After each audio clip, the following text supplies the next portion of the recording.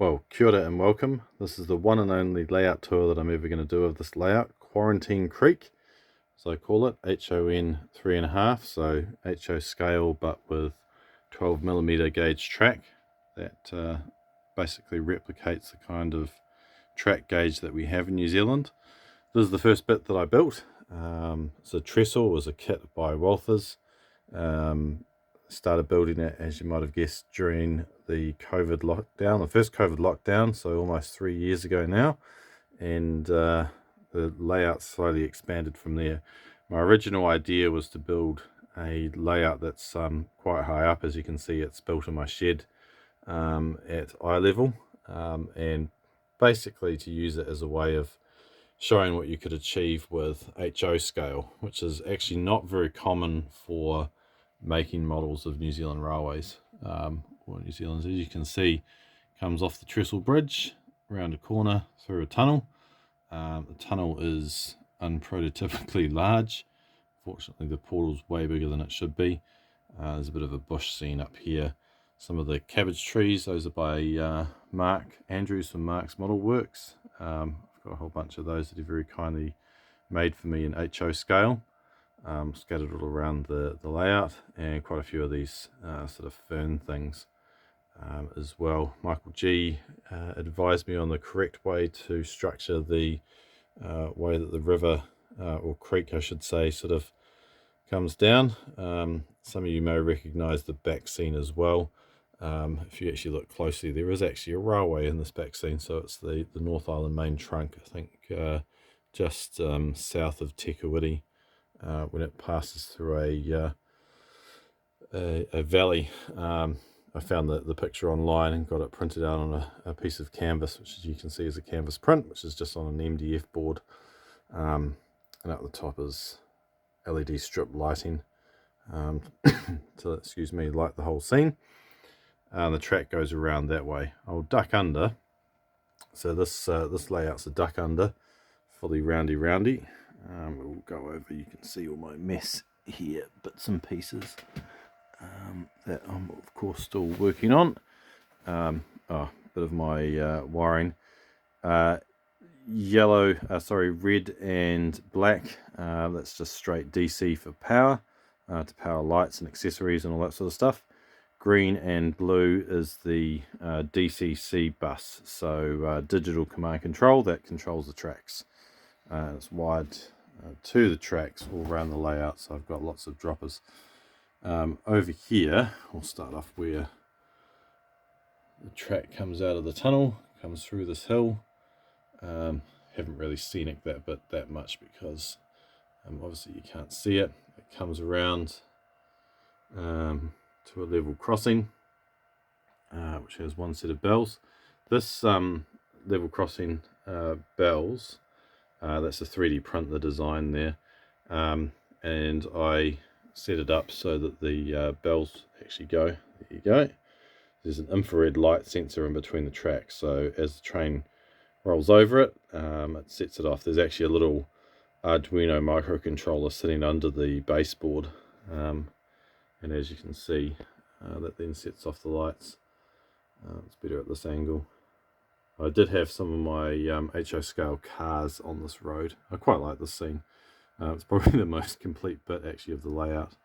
But even then there's still lots of little details to add. And some of the trees don't look particularly great. And just sort of panning around here, we've got the main freight depot, because it's a New Zealand layout, needs to have a main freight depot, freight forwarding, that sort of thing, and the idea is it's served with a private siding. The truck is HO scale truck, designed for the European market, but of course because it's a New Zealand company, all of the markings are exactly as they are in New Zealand as well. So yeah, that's the good thing about HO, is that there's quite a lot of these sort of things available. Just panning out here, this is a sort of intermodal transfer modern type area. I've got the guest gantry. Some of you may have seen me posting about that I've developed based on the original plans, thanks to Caleb Scott, and basically it needs a gantry and a hook and chain and things, but they were used for transferring containers in the early days from container flat wagons, such as this one here. This is a PK class, fairly short container wagon, but that would come up under that gantry, and they would lift it off and put it onto a truck to go to where it needed to go. So it was quite quite an important sort of feature. These days, of course, most of the time with container transfers, you just have a stacker like this one. It's a standard model, needs a bit more weathering. The trucks are Seku HO scale trucks, or 187 trucks. Seem pretty accurate. Could do with a bit more detail, and of course they're a bit shiny, which is not particularly prototypical as well. It's a US wagon with two Holden Utes on it. Those are Waco HO scale cars sitting on the US wagon. I've got the chains to do it, but I haven't got around to sticking the chains on it yet. May have to wait a little while now if I'm deconstructing all of this. As we pan around here, you can see the containers, etc. on the container yard. Down here we've got a layout plan, and basically the bits in black are the stuff that's actually been laid. The stuff that's not in black, that's just the outline. That yeah, won't ever happen, unfortunately, simply because I'm going to deconstruct this, as I've said. And yeah, it's supposed to be the main yard piece here, but it's just a whole bunch of flex track which hasn't been attached or glued or anything. Over here in the corner is the loco depot. This is a pike stuff kit, again HO scale kit. Again, it's the great thing about HO scale is that you get all these sorts of things. I quite like these buildings because they look very much like the sort of modern buildings that you'd see around the place from, sort of the 1980s onwards, which is the period that I'm modelling in. And basically it is almost the same as a depot that actually exists in real life in Pandora in Napier.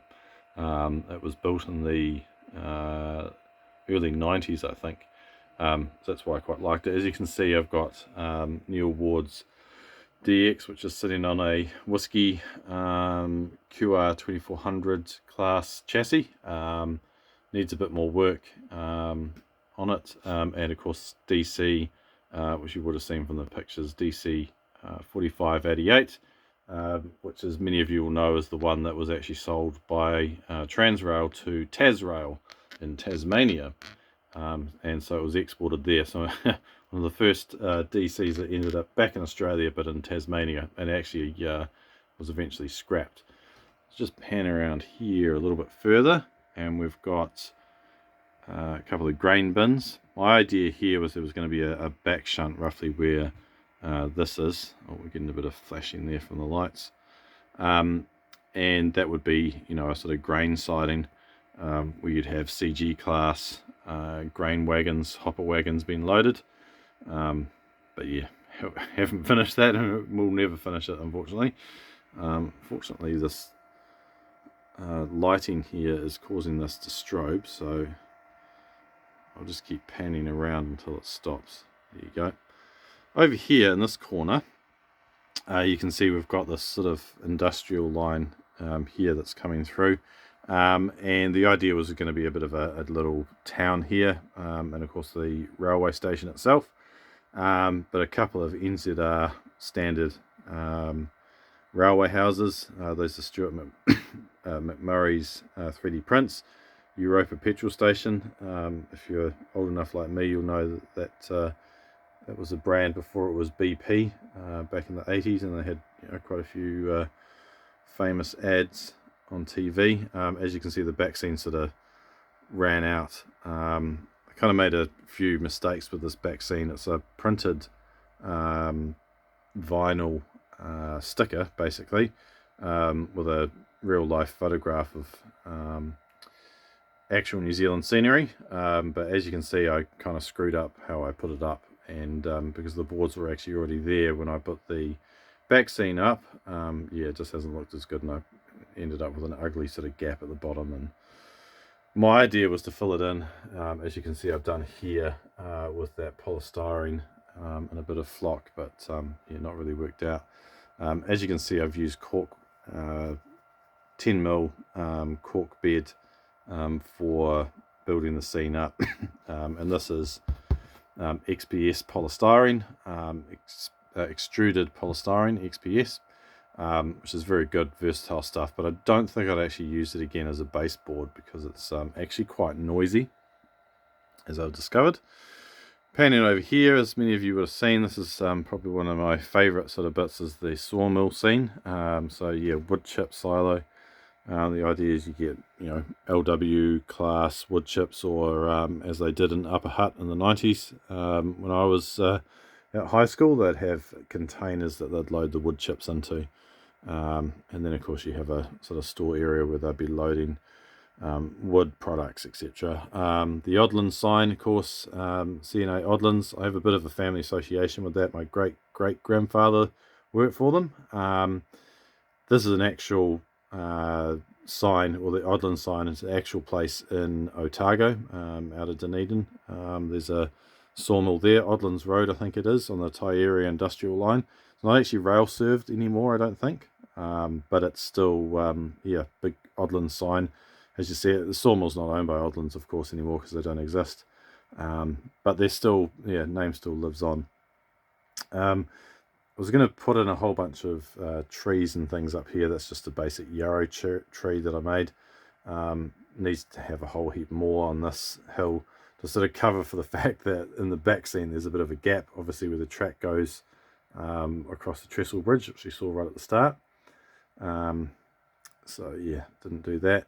And of course over here, panning around, is the Limeworks quarry, and you'll see my LA wagons.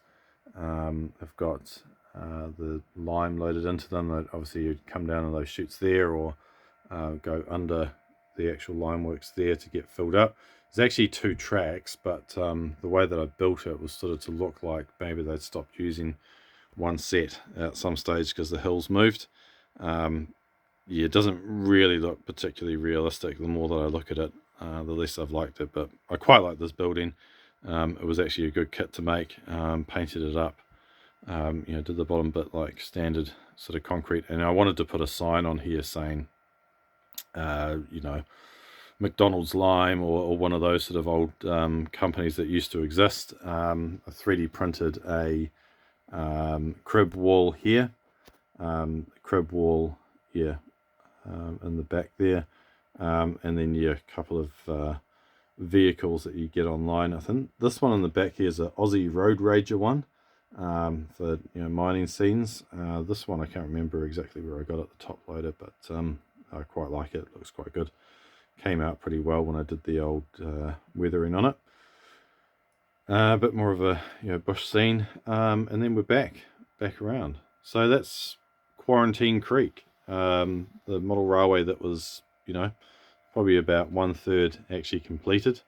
It's a bit of a shame to be pulling it apart, but be onwards and upwards to bigger and better things. So yeah, this is it. Sorry to everyone who wanted to see it while it was actually up and running. It's currently actually back to DC. I'll take a shot down here, show you. So on the wall here is a Arduino, which is part of my DCC system. So that actually controlled the track, and as you would have seen, I actually have it set up to run from an app on my phone, so I can actually run my trains basically using Wi-Fi. There's a Wi-Fi access point in the middle of the shed, on the ceiling, to access the trains and things, and I'm hoping to get a new one that'll actually directly connect the trains to the Wi-Fi.